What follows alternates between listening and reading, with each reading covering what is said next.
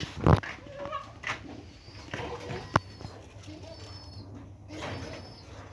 اللي فيها ريسه سودا دي بسم الله ما شاء الله، الطاره شغاله.